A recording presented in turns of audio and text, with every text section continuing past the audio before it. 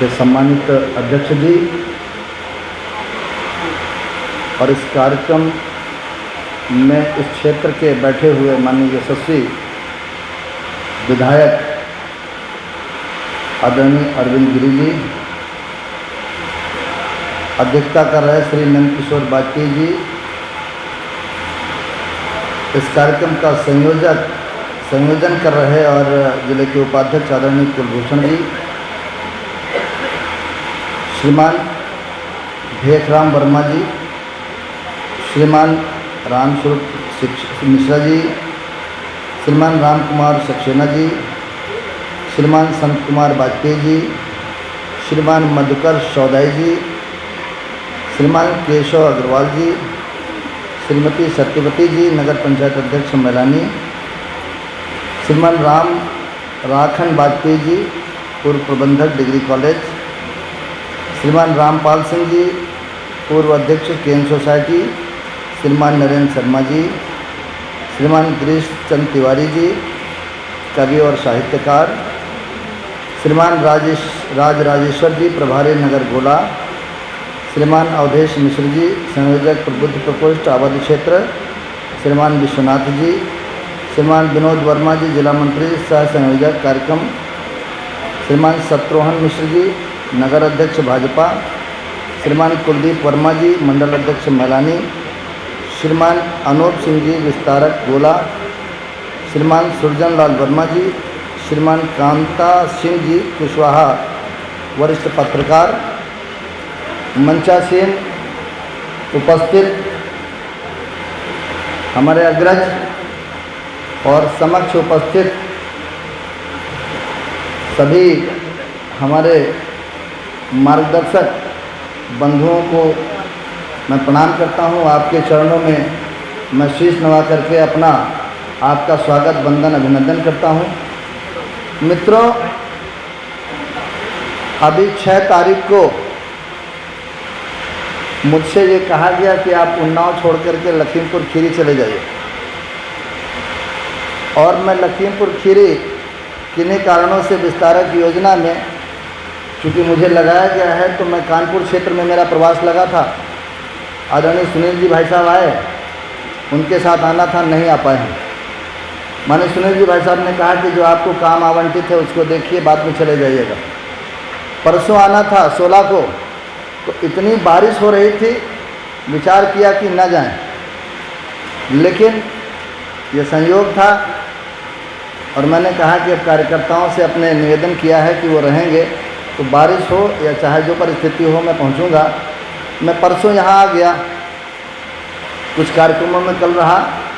कल शाम को आदरणीय कुलभूषण जी ने हमको निवेदन किया कि यहाँ नीरज बोरा जी माननीय विधायक लखनऊ उत्तरी, उन्हें इस कार्यक्रम को संबोधित करना था, आना था, लेकिन ये संयोग मात्र है कि मेरा सौभाग्य था कि आपको आपके दर्शन होने थे, और इस नाते उस कार्यक्रम में वो कहीं फंस गए और मुझे आहूत किया गया, और मुझे आप सबके सुधीजनों के दर्शन हो रहे हैं। मैं कृतार्थ हुआ आप सबके दर्शन करके, और मुझे ये सौभाग्य प्राप्त हुआ। मित्रों, ये प्रबुद्ध सम्मेलन अभी हमारे पूर्व वक्ताओं ने इतना उच्च कोटि का उद्बोधन दिया, और मैं यहाँ के माननीय विधायक जी का, सामान्यतया राजनीतिक लोग इतना कुशल और इतना अच्छा उद्बोधन नहीं कर पाते हैं जितना अरविंद जी ने किया। मैं अरविंद जी का स्वागत करता हूँ। और इन्होंने अभी एक बात कही कि तमाम दलों में ये रहे, कभी 48,000, कभी 52,000, कभी 58,000, कभी 62,000, लेकिन चूंकि ये अरविंद हैं, और अरविंद का मतलब कमल होता है, और जब कमल आया भाजपा के हाथ तो खिल गया, 1.25 लाख इनको वोट मिला। और मैं ये समझता हूँ कि ये कमल भाजपा के हाथ में, और कमल भाजपा के हाथ, और भाजपा अपने कमल को संभाल के रखेगी, और ये उत्तरोत्तर प्रगति करेंगे। हो सकता है 2022 में कमल और खिले और कुछ और दायित्व मिले, ऐसी शुभकामनाएं देता हूं। हमारे गुरुजन हैं, शिक्षक हैं, अध्यापक हैं, कवि, लेखक, साहित्यकार हैं और साथ ही साथ हमारे पत्रकार बंधु हैं, ये सभी प्रबुद्धजन हैं। लेकिन मैं शिक्षक, जो गुरु है, जो एक गढ़ता है, गढ़ने वाला बड़ा होता है, और उनके सामने बोलना मेरे लिए बड़ी कठिनाई का विषय है। बहुत विद्वानजन बैठे हैं। मैंने इतनी अनुशासित और इतने प्रबुद्ध लोगों की अभी कई बैठकें की हैं, लेकिन मैं उन्नाव में किया, रायबरेली किया, लेकिन मुझे इतने अच्छे श्रोता और इतने विद्वान जनों से भेंट नहीं हुई। मैं भाग्यशाली हूँ कि आज इस अवसर पर यहाँ हूँ।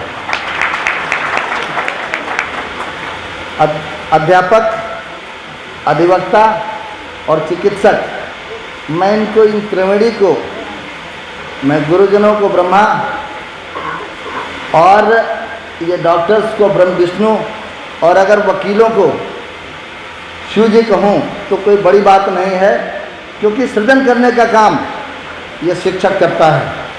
अगर शिक्षक नहीं होता तो देश को हमारे सम्राट अशोक नहीं मिला होता। अगर शिक्षक नहीं होता तो महाभारत काल में अर्जुन नहीं होता कि उस निरंकुशता को दूर करने के लिए उसने धनुष उठाया था। और मित्रों, शिक्षक की ये खूबी है कि द्रोणाचार्य ने अर्जुन को श्रेष्ठ धनुर्धर बनाया, अश्वत्थामा को नहीं बनाया, क्योंकि वो पक्षपाती नहीं होता। शिक्षक अपने शिष्य के लिए जीता है, उसको बनाने के लिए जीता है। वो वंदनीय है, अभिनंदनीय है। मित्रों, इसी प्रकार चिकित्सक के बारे में मैं विचार करता हूँ कि उसकी अपनी कोई जीवन नहीं होता। रात में, दिन में, जब भी कोई आहत, बीमार, परेशान, रोता बिलखता कोई व्यक्ति, कोई रोगी आता है, तो अपनी नींद की परवाह नहीं करता, अपने विश्राम की परवाह नहीं करता, वो सेवा करता है। और एक उदाहरण हमारे सामने रामायण काल का है। लक्ष्मण जी को जब शक्ति लगी तो हनुमान जी सुषेण वैद्य को उठा लाए और विरोधी खेमे से उठा लाए। लेकिन सुषेण वैद्य जब आया और उसने देखा कि ये तो विरोधी लोग हैं और विरोधी का वो शूरवीर आहत है, बीमार है, उसका इलाज कैसे करें। लेकिन चिकित्सक का ये धर्म था और उन्होंने अपने धर्म को निभाया। उन्होंने कहा कि संजीवनी बूटी ले आइए। हनुमान जी प्रस्तुत हुए और संजीवनी बूटी लाए। चिकित्सक ने हनुमान जी की बूटी लेकर के, और लक्ष्मण जी को शक्ति लगी थी, उनको दिया और वो पुनर्जीवित हुए। मित्रों, शिक्षक भी, वो चिकित्सक भी इसी तरह डिस्क्रिमिनेट नहीं करता कभी कि कोई किसी धर्म संप्रदाय का है या किसी वर्ग विशेष का है, उसके लिए भी कोई डिस्क्रिमिनेशन नहीं होता। मैं ये कह सकता हूँ कि पूरी तरह से शिक्षक और चिकित्सक यह दोनों सेकुलर होते हैं, धर्मनिरपेक्ष होते हैं। इनको किसी जाति, धर्म, संप्रदाय से कोई लेना देना नहीं होता। और वंदनीय है अधिवक्ता बंधु, जो जेल में पड़ा कोई व्यक्ति फांसी होने को है और आपने अपना दर्द सुनाया, तो चाहे आप उसके जानने वाले हों या अथवा ना जानने वाले हों, या धर्म के हों या किसी संप्रदाय के हों, यदि उन्होंने आपका मुकदमा ले लिया, तो मैं अच्छे वकीलों की बात कर रहा हूँ, जो बहुत अच्छे वकील हैं, तो अपने पक्ष का वो अगर मुकदमा ले लिया तो उसके लिए प्राण लगा देते हैं। मैं समझता हूँ कि वो उस मुकदमे को जीते हैं, और चाहे कोई कितना बड़ा अपराधी क्यों ना हो, अगर मुकदमा ले लिया सोच करके, तो उसके लिए उसको जिताने का काम करते हैं मित्रों। और रोते हुए व्यक्ति के आंसू पोंछने का काम करते हैं, फांसी से लटकने से बचाने का काम करते हैं ये अधिवक्तागण। यह वंदनीय है, अभिनंदनीय है मित्रों। अगर साहित्यकार हैं, पत्रकार हैं, मैं समझता हूँ कि इनका भी इन बातों से कोई लेना देना नहीं होता, ये सब वंदनीय हैं। तो आज मैं इन सब के समूह को संबोधित करने का मुझे जो अवसर दिया गया है, मेरे तो पैर कांप रहे हैं कि इतने विद्वान जनों के सामने मैं कैसे बोलूँगा। लेकिन अब एक व्यवस्था है, इसलिए मुझे आपके सामने कुछ विषय रखने के लिए कहा गया है। मित्रों, प्रदेश में और देश में देश को बेचने की और देश को छलने की पूर्व में राजनीति होती रही। आपको ध्यान हो, भारत में राम मंदिर का मसला था जो 500 सालों से लंबित था। तमाम राजे महाराजे आए, तमाम मुख्यमंत्री बने, लेकिन किसी ने राम मंदिर मसले को सुलझाने का प्रयास नहीं किया। और ये हिंदुस्तान में, देश में, भारत में राम का मंदिर ना बने तो कहाँ बनेगा भाई? भारत में सैकड़ों हिंदुओं की, करोड़ों हिंदुओं की भावनाओं को कुचला गया। आपको ध्यान हो, गोली चलाई गई कार सेवकों पर, आंदोलन हुए और ये आंदोलन चलता रहा, चलता रहा, चलता रहा। एक तारीख 6 दिसंबर 92 की आई। इस प्रदेश के आज वो नहीं हैं। अभी 1 माह पहले लगभग उनका निधन हो गया, माननीय श्री कल्याण सिंह जी। इस प्रदेश के मुख्यमंत्री थे। उन्होंने सुप्रीम कोर्ट में एफिडेविट दिया कि मैं ढांचे की सुरक्षा की जिम्मेदारी लेता हूं और हर तरह से उसकी सुरक्षा करूंगा। लेकिन जब लाखों लाख कार्यकर्ता वहां पहुंच गए, कार्यसेवक पहुंच गए, सुप्रीम कोर्ट ने कहा, केंद्र सरकार ने कहा कि हम केंद्रीय बल भेज देते हैं। बोले कोई ज़रूरत नहीं है, हम संभाल लेंगे, हमारी जिम्मेदारी, हमने एफिडेविट दिया है, हमारी जिम्मेदारी।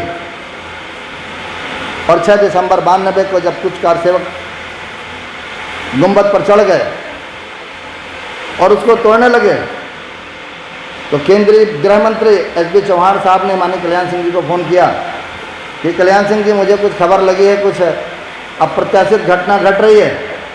उन्होंने कहा, क्या खबर लगी है? बोले कि हमें पता चला है कुछ कार्यसेवक गुंबद पर चढ़ गए। बोले इतना नहीं है, मुझे इसके आगे की खबर है कि उस ढांचे को, एक ढांचे को गिरा दिया है और दूसरे पे काम चल रहा है। तो बोले आप कर क्या रहे हैं? बोले मुस्तैदी से सुरक्षा का इंतजाम किए हूँ। बोले कुछ करते क्यों नहीं? उन्होंने कहा मैं कर रहा हूँ, आप चिंता न करें, सुरक्षा की जिम्मेदारी हमारी है। आपको ये बता दें, संयोग से केंद्र सरकार ने अपने केंद्रीय बल भेजे थे तो उत्तर प्रदेश की गवर्नमेंट ने, उन माननीय कल्याण सिंह जी जिनके नेतृत्व में गवर्नमेंट थी, उन्होंने अपनी धरती पे उन्हें केंद्रीय बलों को उतरने नहीं दिया था। रेलवे पर और कैंटोनमेंट बोर्ड में उनको उतारा गया था। और मित्रों, शाम होते हुए जब तीनों गुंबद ध्वस्त हो गए तो उस महामानव ने जब तय कर लिया, देख लिया कि सब कुछ हो गया है, तो उन्होंने जा कर के राज्यपाल को अपना इस्तीफा दे दिया और राम मंदिर बनने का रास्ता प्रशस्त हुआ और चबूतरा बन गया और राम जी की पूजा शुरू हो गई। मित्रों, लेकिन कांग्रेस ने कुटिल चाल चली। अगर दोष था तो कल्याण सिंह जी का था, उत्तर प्रदेश सरकार का था। एक सरकार बर्खास्त की जाती, इस्तीफा देने के बाद उत्तर प्रदेश की सरकार के साथ साथ मध्य प्रदेश, राजस्थान और हिमाचल की चारों सरकारें बर्खास्त की गई। मैं पूछना चाहता हूँ, उन 3 सरकारों का क्या दोष था? यदि दोष था भी तो उत्तर प्रदेश सरकार का था, ये बर्खास्त की जानी चाहिए थी। अब इसके लिए ये जितने पदकधारी तमाम जो सेकुलर लोग हैं, तमाम कवि, लेखक और बड़े बड़े विद्वान हैं जो पदक कभी कभी वापस करते हैं, उन्होंने इस पर आवाज़ नहीं उठाई। ये सपनों का भारत है। आप देखिए, विचार करिए, कैसा लगता था कि शायद कभी क्या इस देश में राम मंदिर बनेगा। जो हालात थे 92 से पहले के, एक सपना लगता था। और इसी तरह से धारा 370 अभी अरविंद जी भाई साहब ने बताया, हम शाखा पर जाते थे और ये गाया करते थे कि जहाँ हुए बलिदान मुखर्जी वो कश्मीर हमारा है, और वो कश्मीर हमारा नहीं, सारे का सारा है। लेकिन ये सपना था, ये सपना था, सपना था। कभी इंटरनेशनल मामलों को दखल करने के लिए संयुक्त राष्ट्र में विवाद और कभी शिमला समझौता की आड़ लेकर के उस मामले को लंबित रखा गया। इस देश में यशस्वी प्रधानमंत्री नरेंद्र मोदी जी और यशस्वी गृह मंत्री माननीय अमित शाह जी ने तय कर लिया कि धारा 370 और 35 से ख़त्म करना है, और इसलिए ख़त्म करना है कि आदरणीय परम पूज्य श्यामा प्रसाद मुखर्जी को सच्ची श्रद्धांजलि देनी है, क्योंकि उनका संकल्प था कि इस देश में एक विधान, एक प्रधान और एक निशान रहेगा, और उसके लिए वो बलिवेदी पर चढ़ गए। इसलिए तय किया कि धारा 370 खत्म करनी है। अलगाववादी नेता ये कहा करते थे कि अगर धारा 370 और 35 पर हाथ लगाया तो खून की नदियां बह जाएंगी, आग लग जाएगी। लेकिन मित्रों, ये दृढ़ नेतृत्व हमारा, उन्होंने ऐसा बंदोबस्त किया कि पत्ता तक नहीं हिला और धारा 370 समाप्त हो गई। कॉमन सिविल कोड संकल्प था कि जो बाहर रह रहे हैं लोग, विदेश में लोग रह रहे हैं, आज जैसे अफगानिस्तान जैसी स्थिति है, बांग्लादेश की स्थिति है, पाकिस्तान की स्थिति है, वहाँ तमाम लोगों का शोषण हो रहा है, परेशान किए जा रहे हैं। उनको संरक्षण देने के लिए भी कानून लाने की काम था, और ये भी तय किया गया था कि जो यहाँ घुसपैठी हैं उनकी पहचान की जाए और उनको बाहर का रास्ता दिखाया जाए। इसलिए सीए लाया गया। कॉमन सिविल कोड की जो संकल्पना थी, उसके लिए सिटीजन अमेंडमेंट एक्ट लाने का काम किया गया। मित्रों, ये 3 ऐसे काम हुए जो इन 70 सालों में हो नहीं पाए, इस पर कोई हाथ नहीं लगा पाया।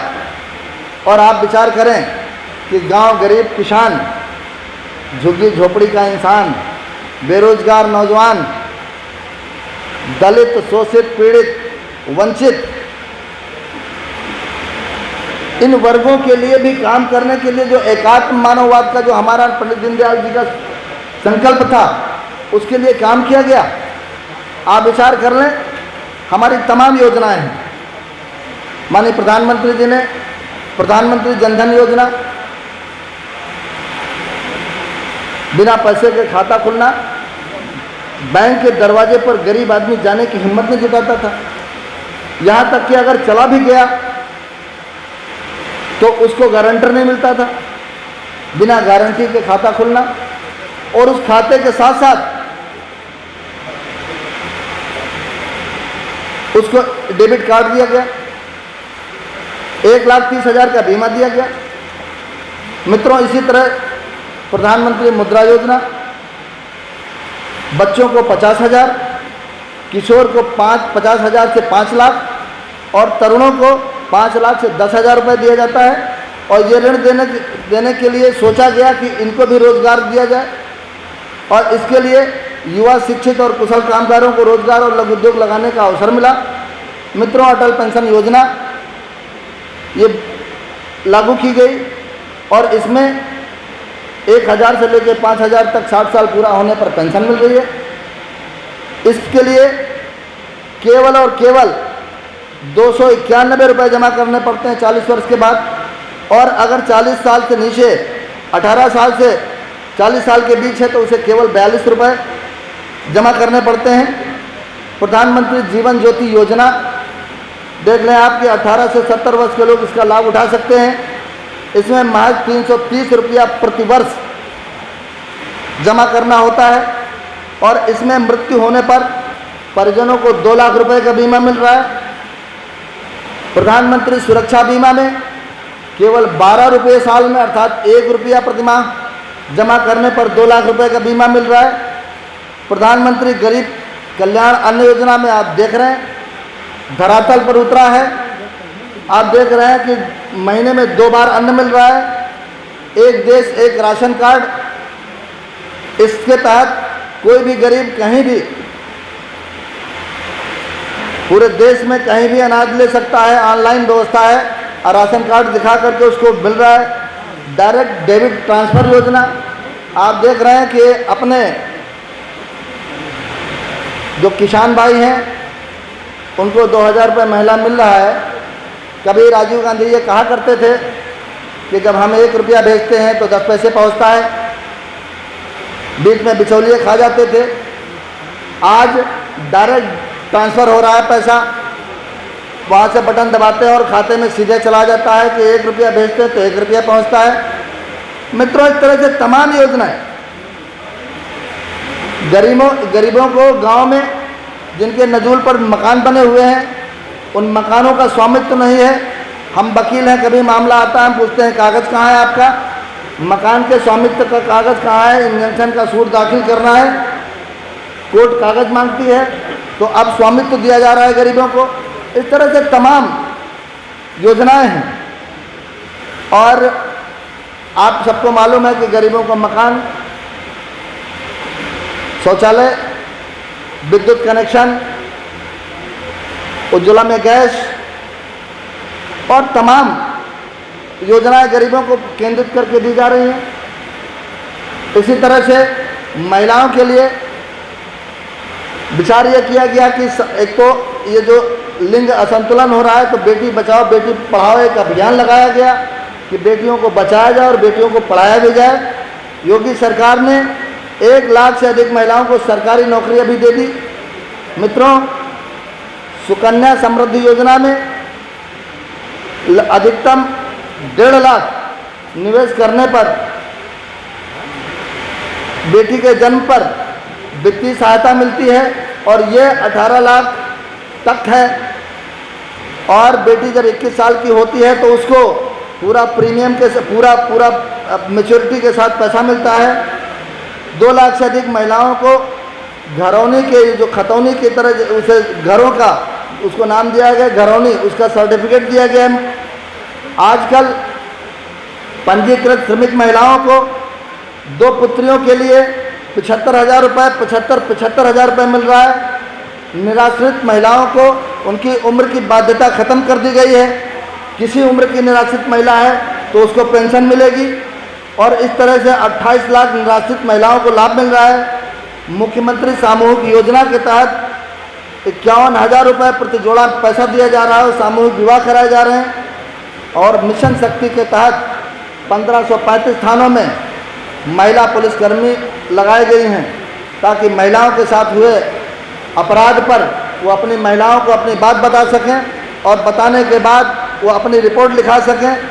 और साथ ही साथ माननीय मोदी जी ने विचार किया कि मुस्लिम महिलाओं के साथ भी जाति होती थी बिना जाने और बिना दोष के उनको 3 तलाक दे दिया जाता था। 3 तलाक पर भी कानून लाने का काम किया है माननीय मोदी जी ने। इस तरह से नए लेबर कोड की स्थापना, स्ट्रीट वेंडर योजना, हर घर को नल हर घर को जल, ये योजना है। इस नाते कि 2024 में यह संकल्प है कि 2024 तक हर घर को जल से जोड़ा जाएगा, नल से जोड़ा जाएगा। और ये बहुत महत्वाकांक्षी योजना है। वो इसलिए है कि गांव का गरीब आदमी कहीं गंदा पानी पी लेता है तो बीमार होता है, तो उनको बीमारी से बचाने के लिए और पानी के लिए हैंडपाइप के लिए दर दर भटकते हैं लोग कि हैंडपाइप लगा दिया जाए। विधायक सांसद के आगे पीछे लगते हैं, लेकिन अब इसकी आवश्यकता नहीं। ओवरहेड टैंक से पानी दिया जाएगा। किसानों को सम्मान निधि दी जा रही है। 86 लाख लघु किसान एवं सीमांत किसानों को का ऋण मोचन किया गया है। और कृषि निवेश में 1803 करोड़ रुपए की अनुदान राशि किसानों के खातों में भेजी गई है। फसल बीमा से किसानों को लाभ दिया गया है। और साथ ही साथ मंडी शुल्क पहली बार 45 कृषि उत्पादन जो मंडी शुल्क से मुक्त कर दिए गए हैं। इस तरह से तमाम बड़े काम किए गए हैं। युवाओं के लिए पिछले 4 सालों में 4 करोड़, पिछले 4 सालों में सरकार ने 4 लाख सरकारी नौकरियां दी और 5वें साल 1.5 लाख नौकरियां देने का योजना है। मित्रों, इसी तरह से 1 करोड़ 80 लाख अन्य रोजगार भी देने का काम उत्तर प्रदेश सरकार ने किया है। शिक्षा के क्षेत्र में राष्ट्रीय विश्वविद्यालय इलाहाबाद में और खेल विश्वविद्यालय की स्थापना मेरठ में की गई है। 3 राज्य में नए विश्वविद्यालय, 51 नए महाविद्यालय, 28 इंजीनियरिंग कॉलेज और 26 नए पॉलिटेक्निक बनाए गए हैं। और इसी तरह से 79 ITI भी बनाए गए हैं। 250 इंटर कॉलेज, 771 कस्तूरबा विद्यालय और 18 आवासीय विद्यालयों की स्थापना उत्तर प्रदेश सरकार ने की है। मित्रों, अभ्युदय योजना के तहत नौजवानों को मुफ्त शिक्षा, मुफ्त कोचिंग दिए जाने का काम कि वो IAS, PCS, NDA, CDS IIM की परीक्षा वो दे सकें। इस नाते मुफ्त शिक्षा, मुफ्त कोचिंग दी जा रही है और अभी 12वीं और 10वीं के छात्रों को बिना परीक्षा दिए प्रोन्नत किए जाने का काम किया गया है। स्वास्थ्य सेवाओं में पूरे प्रदेश में मुफ्त कोविड में वैक्सीन लग रही है। लखनऊ में DRDO द्वारा और वाराणसी में DRDO द्वारा अस्पताल बनाए गए। मुफ्त वैक्सीनेशन के साथ साथ बच्चों के लिए NICU और ICU के बेड बनाए गए। हर हॉस्पिटल में 100 बेड और जो छोटे हॉस्पिटल हैं उसमें 25 बेड ICU NICU के बनाए गए हैं। PHC CHC को उच्चीकरण करने के लिए माननीय विधायक और सांसदों को भी गोद देने का काम किया गया है। और उत्तर प्रदेश में स्वास्थ्य सेवाओं को बेहतर बनाने के लिए 2 एम्स की स्थापना की गई है, एक रायबरेली में, दूसरा गोरखपुर में, और इसी के साथ 3 नए मेडिकल कॉलेज की स्थापना की गई है। उत्तर प्रदेश में राष्ट्रीय राजमार्गों का जाल बिछा दिया गया है। 4 नए एक्सप्रेसवे और इसमें उत्तर प्रदेश में पूर्वांचल एक्सप्रेसवे जिस पर 22,500 करोड़ की लागत लगी है, 340 किलोमीटर का है। बुंदेलखंड एक्सप्रेसवे 296 किलोमीटर का है जिसमें 1500 करोड़ की लागत लगी है। गंगा एक्सप्रेसवे और गोरखपुर लिंक एक्सप्रेसवे का निर्माण पूरा हो गया है। प्रधानमंत्री ग्राम सड़क योजना, आपको याद हो माननीय अटल बिहारी वाजपेयी देश के मुख्यमंत्री प्रधानमंत्री हुए तो गाँवों को सड़कों से जोड़ने का काम, चाहे स्वर्णिम चतुर्भुज योजना बनाए जाने का काम, ये उनका सपना था और उन्होंने पूरा किया। गाँवों को शहरों से जोड़ करके गाँव के विकास की दिशा में एक बड़ा अध्याय शुरू किया। और मित्रों, आज भी 56,851 किलोमीटर की सड़क ग्रामीण अभियंत्रण द्वारा और इसी के तहत प्रधानमंत्री ग्राम सड़क योजना के तहत किया गया है। प्रदेश में 5 नए हवाई अड्डे प्रयागराज, कानपुर, जेवर और बरेली और हिंडन में लगाए गए हैं। 8 मेट्रो परियोजनाएं चालू हो रही हैं। उत्तर प्रदेश में अपराधियों पर नकेल कसी गई। पिछली सरकारों द्वारा भ्रष्टाचार के मामलों में जो भ्रष्टाचार किया गया उसकी जांच की जा रही है। गोमती रिवर फ्रंट खनन मामले, लैपटॉप और आगरा एक्सप्रेसवे में जो घोटाले हुए हैं उनकी जांच निष्पक्ष रूप से हो रही है। मित्रों, सार्वजनिक संपत्ति की जो क्षति की है, पिछली सरकारों में जो सरकार में बैठे लोग कहा करते थे जो ज़मीन सरकारी है वो ज़मीन हमारी है, तमाम ज़मीनों पर कब्जा कर लिया था। उन ज़मीनों को खाली कराने का काम सरकार ने किया है। आज अपराधी अपनी जान की भीख मांग रहे हैं, या जेल में हैं और या ऊपर जाने का काम किए हैं। मित्रों, 4200 करोड़ की लागत से सफलतापूर्वक अर्धकुंभ का आयोजन 2019 में किया गया। विशाल राम मंदिर का जो निर्माण हुआ है उसके लिए 240 करोड़ रुपए उत्तर प्रदेश सरकार ने आवंटित किया है।